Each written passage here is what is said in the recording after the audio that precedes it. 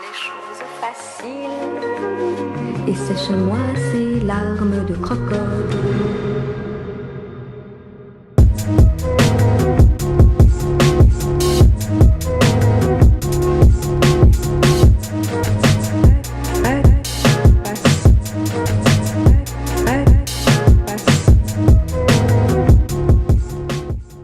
Bonjour.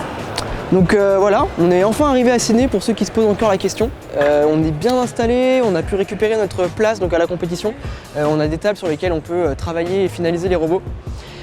C'est assez fatigant ici, on bosse beaucoup, on bosse de 7h à 22h tous les jours pour finir en fait, terminer les robots, finir la préparation, tester les terrains. Donc sans plus attendre, je vais répondre à la première question. La question c'est, est-ce que les robots ont un entraînement? Alors c'est une question qui peut paraître étrange, est-ce qu'un robot a besoin de s'entraîner? Mais en effet, oui.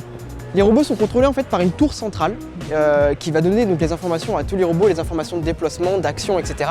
Et cette tour, elle va récupérer les informations provenant des caméras qui sont placées sur le côté du terrain. Ici on en a aussi sur le dessus. Et en fait, avec des algorithmes de traitement d'image, on va venir calculer les positions des robots et leur donner des trajectoires ou des actions à faire. Le truc, c'est que les robots ont été conçus pendant 6 mois dans un espace à Bordeaux par exemple, et les terrains sont sensiblement différents de ce qu'on avait à Bordeaux. Forcément, il va falloir réadapter, réusiner un peu les algorithmes qu'on a conçus pour qu'ils s'adaptent bien aux matchs qui vont être effectués ici. Bon, le principe du jeu il est assez simple, ça reste en fait un match de foot. L'idée, ça va être de prendre possession de la balle et ensuite de tirer dans les cages en fait, du camp adverse. Donc là, on a l'équipe américaine, je crois l'équipe américaine donc de la SSL qui va nous présenter comment est-ce qu'ils arrivent à kicker une balle. Donc l'idée en fait c'est que la balle va venir s'attraper ici dans une espèce de rouleau.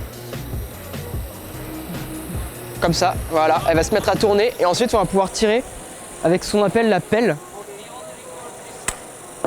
Like this. Donc l'idée derrière la RoboCup, c'est d'avoir plusieurs ligues. Toutes ces ligues, elles ont des formats de robots différents.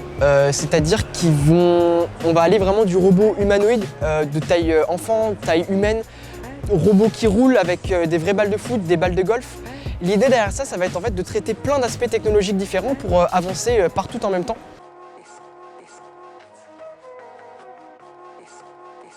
Contrôler un robot qui marche, forcément, c'est pas la même chose que contrôler un robot qui roule. Ça va être bien plus compliqué, il y a la gravité à gérer, l'équilibre, etc. Un robot qui roule, par contre, va pouvoir se focaliser sur des stratégies, de l'intelligence artificielle, pour que les robots communiquent et échangent entre eux, en fait, pour mettre au point des stratégies.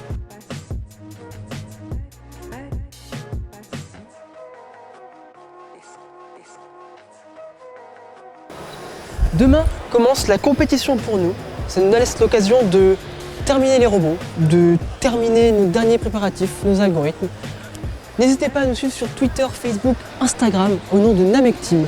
On aime beaucoup partager nos réussites, nos échecs aussi, mais aussi recevoir vos encouragements à plus de 20 000 km. Je vous remercie. On est en train de me regarder parce qu'on ne sait pas que je parle à une caméra et je vous dis bonne soirée. Au revoir.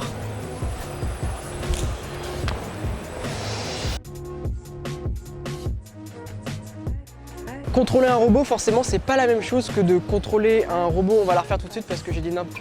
Et puis on fait pas ça. Ok. Attends. Non, oui, c'est une intersection. Ok, d'accord. On se prend, mais en fait, tu